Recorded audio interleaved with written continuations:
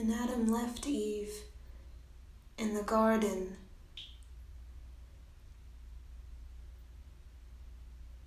he left to build. He left to conquer, to know what it is to be a god.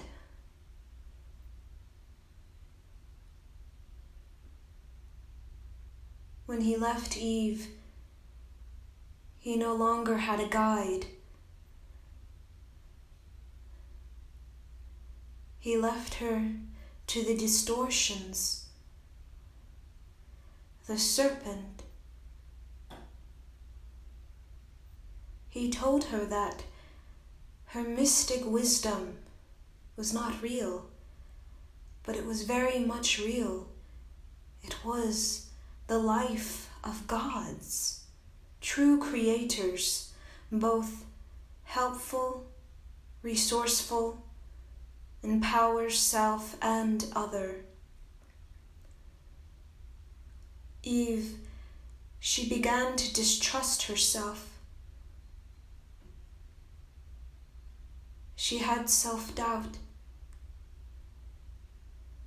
She began to question the mystic wisdom within, and the serpent. He told her that the God is a man who can build and conquer, a man who walks on land, a man who owns the land.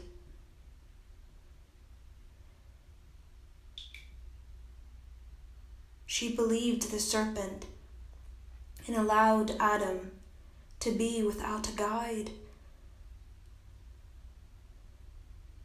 Adam built his kingdom. He became a god, but a god of what? He had no sacred knowledge, no connection to the great spirit that is in all. Adam began to make things up.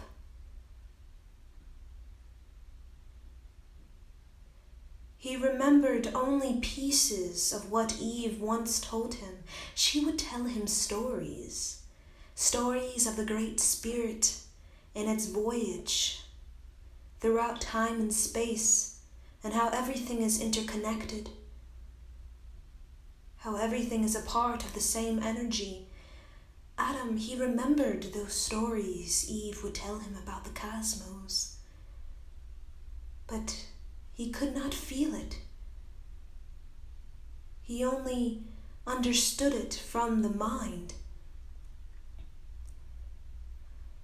So with his kingdom, he built religion, and the religion took the mystic wisdom and turned it into something of the mind, something that would support his authority, would support his rule, his domination over the land. He knew if he were to be almighty, that there would have to be people who are not. So he created religion, because he thought to be God was to be smarter, more intellectual, have more knowledge than others. Because he did not have a guide. He did not have Eve to show him the true God within is not domination over the land. It is not having more knowledge or being more holy than another. It is to be helpful, resourceful, empower self and other. So while Adam lived his thousands of years of religion and of authority, there was real disharmony. There was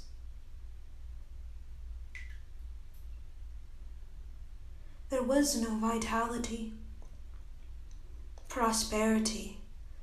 It was an illusionary prosperity. And it was an illusionary godhood. Because Adam had no guide to return him back to the heart. And Eve did not trust herself enough to provide guidance. That is what it was in the mystic era, the golden age. She could no longer feel the golden age being oppressed for thousands of years.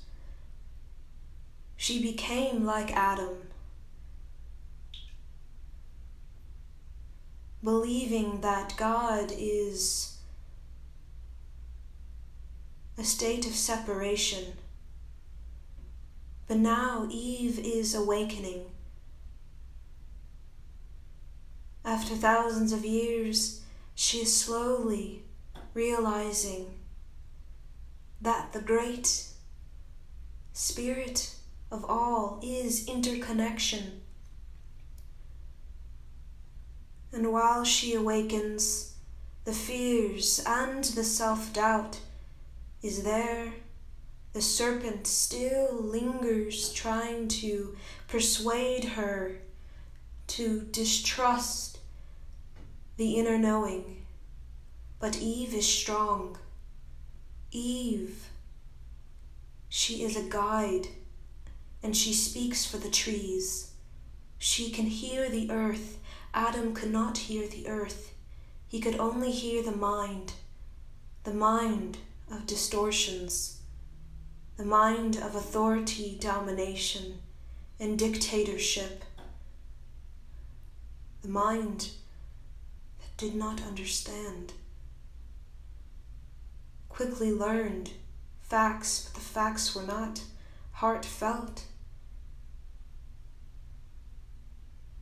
Eve is awakening,